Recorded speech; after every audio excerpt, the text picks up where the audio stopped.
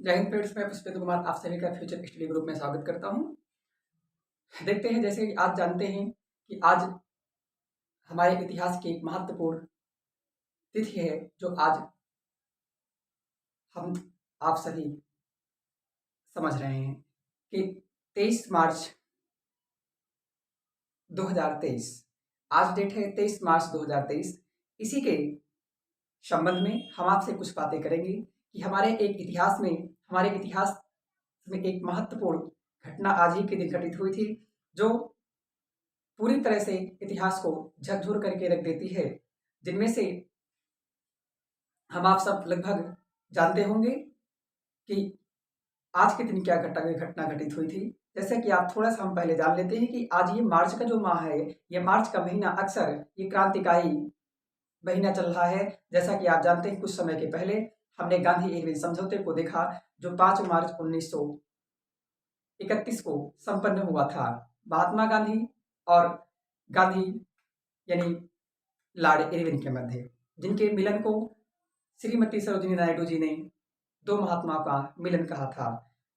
इसी प्रकार से हम आप आज जानते हैं, जैसे कि 20 मार्च हमने विश्व गौरैया दिवस सेलिब्रेट किया और 21 मार्च को विश्व वन्य दिवस सेलिब्रेट किया और 22 मार्च को विश्व जल दिवस के रूप में मैंने मनाया और आज 23 मार्च है, आज जो हम शहीद दिवस के रूप में मनाते हैं। जिनमें से आप जानते हैं क्या हुआ था, इसके विषय में हम कुछ विशेष जानकारी देंगे जो आपके संबंध में एग्जाम के संबंध से महत्वपूर्ण इंपॉर्टेंट होगा और इसको हो सकता है शायद आप जानते भी नहीं होंगे। इसके संबंध में देखते हैं, जैसे कहा जाता है आज का समय जो है शहीद ए आजम भगत सिंह के नाम है ना। शहीद ए आजम भगत सिंह के नाम अर्थात शहीद ए आजम भगत सिंह, राजगुरु और सुखदेव, इन तीन लोगों के नाम किया जाता है।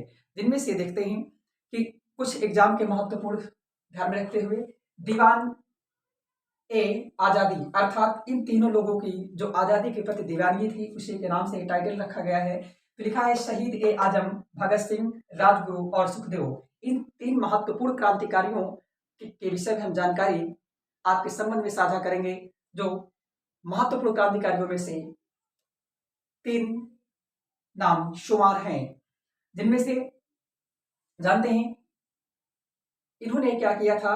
तो आप जानते हैं इनमें से भगत सिंह का नाम सबसे शुमार है ना। और इन्होंने 8 अप्रैल 1929 क्या 8 अप्रैल 1929 को इन्होंने दिल्ली के असेंबली हॉल में बम फेंका था। इनका उद्देश्य किसी को मारना नहीं, बल्कि इनका उद्देश्य ये था कि हम जो बहरे लोग हैं इनके कानों तक आवाज पहुंचाना है। ये इनका उद्देश्य था, इसके उद्देश्य से इन्होंने बम फेंका था। ठीक है, और एक सवाल ध्यान देंगे अभी, इसमें महत्वपूर्ण भूमिका सर्वाधिक रूप से सरदार भगत सिंह, राजगुरु, सुखदेव और अन्य इनकी कंपनी ने निभाया था। जिनमें से इसमें सरदार भगत सिंह की एक पुस्तक है, याद रखेंगे इनकी पुस्तक का नाम है मैं नास्तिक क्यों हूं। इसी में सरदार भगत सिंह ने यह कहा था कि अगर सच में ईश्वर है तो भारत की जब लाखों माताएं रोती हैं तो ईश्वर उनकी आवाज क्यों नहीं सुनता है। अर्थात ये भगत सिंह का स्टेटमेंट है, इसे आप याद रखेंगे। और इसी प्रकार से जो सरदार भगत सिंह थे, सरदार भगत सिंह आज जानते हैं इनका सबका जन्म कहाँ होता है। तो इनके संबंध में आप पूरी जीवनी पढ़े होंगे, हम शॉर्ट फॉर्म में बता रहे हैं। देखिए इन्होंने जब, तो याद रखेंगे बम कब फेंका था, 8 अप्रैल 1929 को फेंका था। और उसके बाद लाहौर षड्यंत्र हुआ। लाहौर षड्यंत्र के तहत, यानी लाहौर षड्यंत्र कब होता है, 1928 में होता है। ठीक है, उसके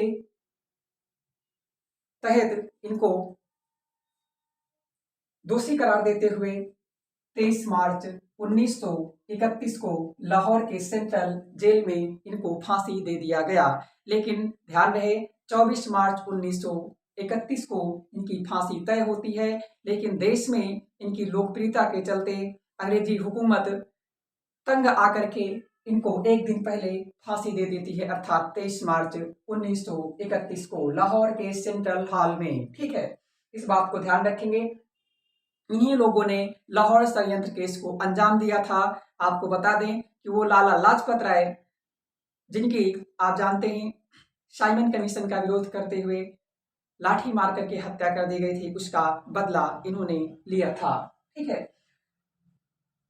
अब क्या सरदार भगत सिंह को बचाने की कोशिश नहीं की गई? तो इसके लिए बहुत सारे कार्य किए गए, जिनमें से आप जानते हैं गांधी के द्वारा 5 मार्च 1931 को जो गांधी इरविन समझौता हुआ था, इनमें भी कोशिश की गई थी, लेकिन इसमें जो माफीनामा था, माफीनामा के जवाब में भगत सिंह ने कहा था कि यदि मैं आज माफी मांग करके भगत मांग लूंगा तो भगत तो जिंदा हो जाएगा, अर्थात भगत तो बच जाएगा, लेकिन जो है भगत सिंह के विचार हमेशा हमेशा के लिए मर जाएंगे।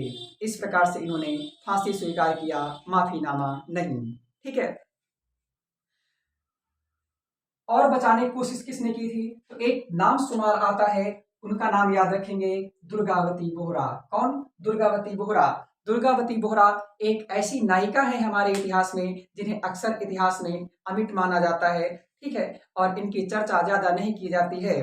तो दुर्गावती बोहरा कौन थी? तो आप जानेंगे, जो इन्होंने असेंबली हाल में बम फेंका था, इस बम के निर्माता जो थे, जिसने बनाया था, उनका नाम था दुर्गावती बोहरा के पति थे, उनका नाम था भगवती चरण बोहरा। क्या नाम था? भगवती चरण बोहरा।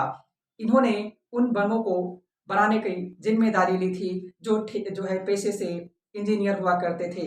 ये झेलम नदी के तट पर बम बनाते बनाते बम ब्लास्ट होने से भगवती चरण बोहरा की मृत्यु हो जाती है, जिसकी पूरी जिम्मेदारी उनकी पत्नी दुर्गावती बोहरा जी लेती हैं। इस प्रकार से तीनों लोग अर्थात क्रांतिकारी, ये लोग इनको दुर्गावती बोहरा जी को क्रांतिकारी अर्थात स्वयं इन लोगों मिलकर के दुर्गावती बोहरा को भाभी कहते थे। इस प्रकार से दुर्गावती बोहरा जी को क्रांतिकारियों की भाभी कहा जाता है। इन्हें क्रांति के समय अर्थात भारत की आयरन लेडी के नाम से भी जाना जाता है। और देखिए इनके बचाव में और किसने कार्य किया? तो हमारे भारत के एक महत्वपूर्ण नाम है वकील, उनका नाम है, जाने माने वकील, उनका नाम है आसफ अली। कौन? आसफ अली। अर्थात ये आसफ अली वो हैं जिन्होंने इन तीनों महत्वपूर्ण क्रांतिकारियों के पक्ष में वकालत की थी, अर्थात जो है मुकदमा लड़ा था। लेकिन बात वही है कि जब रक्षा करने वाला ही भक्षक बन जाता है, तब आगे क्या कहा जा सकता है। इनके खिलाफ में एक जो वकील लड़े थे, जो सरकारी वकील थे, अर्थात अंग्रेजी वकील वकालत कर रहे थे अंग्रेजों की तरफ से, उनका नाम क्या था? उनका नाम याद रखेंगे, उनका जो नाम है, जो सरकारी वकील थे, उनका नाम था सूर्य नारायण शर्मा। क्या नाम था? सूर्य नारायण शर्मा। इन्होंने अर्थात किसने? अंग्रेजी वकील कौन थे? सूर्य नारायण शर्मा थे। इन्होंने भगत सिंह, राजगुरु और सुखदेव को पूरी तरह से फांसी दिलाने में सफलता पाई। इन्होंने यहां तक कि पैसों के लालच में आकर के अपना जमीर बेचकर इन्होंने 2 महत्वपूर्ण गवाह भी तैयार कर लिए थे। नाम याद रखेंगे, शोभा सिंह और सादीलाल। शोभा सिंह और सादीलाल, जिनको अंग्रेजी सरकार बाद में धन भी देती है, सम्मान भी देती है और सर की उपाधि भी देती है। ये सर और नाइटहुड की उपाधि क्या है, हम फिर कभी बताएंगे। लेकिन जब ये शोभा सिंह और सादीलाल मरते हैं, तो इनकी मृत्यु पर इनके गांव वाले इनको कफन तक नहीं देते हैं। इस बात को ध्यान रखेंगे, यानी धन भी पाए, सम्मान भी पाए और सर की उपाधि भी पाई, लेकिन मृत्यु पर कफन तक नहीं पा सके। इनका नाम याद रखेंगे, जो अंग्रेजी गवाह बने थे, शोभा सिंह और सादीलाल, इसे याद रखेंगे। और अंग्रेजी वकील कौन था? सूर्य नारायण शर्मा थे। ये किसके खिलाफ में थे? तो भगत सिंह के जो वकील थे, यानी तीनों लोगों के जो वकील थे, आसफ अली, इनके खिलाफ में वकालत की थी। आसफ अली वही हैं जो बाद में 1942 में भारत छोड़ो आंदोलन के दौरान ग्वालियर टैंक मैदान में या अगस्त क्रांति के मैदान में, जो बॉम्बे में पड़ता है, यहाँ पर कांग्रेस का झंडा इन्होंने फहराया था। किसने? अरोड़ा आसफ अली ने। इस बात को ध्यान रखेंगे, ये उनके पति थे। इस बात को ध्यान रखेंगे। इन लोगों ने इनके पक्ष में बचाव का कार्य किया था। और एक सबसे अहम बात तो ये है कि जब पूरी तरह से इनको फांसी हो गई, सजा सुना दी गई और इस पर सिग्नेचर करने का नंबर आया, तो उस लाहौर जो लाहौर की जहां पर इनकी फांसी सुनाई गई थी, वहां पर उसी पीठ में एक जज भारत की और भी शामिल थे। उनका नाम था, क्या नाम था, तो ध्यान रखेंगे, आगा हैदर। क्या नाम था? आगा हैदर। आगा हैदर को जब फांसी वाले यानी डेथ लेटर पर अंतिम रूप से हस्ताक्षर करने का नंबर आया, तो इन्होंने डेथ लेटर पर हस्ताक्षर नहीं किया, बल्कि अपने पद से इस्तीफा देना स्वीकार किया। ध्यान रखेंगे। तो भगत सिंह, राजगुरु, सुखदेव के बचाव में 3 महत्वपूर्ण नाम याद रखेंगे। दुर्गावती बोहरा।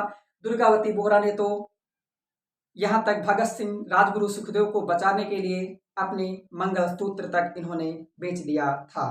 इस बात को विशेष रूप से ध्यान रखेंगे। और वकील अशरफ अली थे और आगा हैदर ये न्यायाधीश होते हैं। तो हम उम्मीद करते हैं ये सारी जानकारी आपको पूरी तरह से समझ में आई होगी।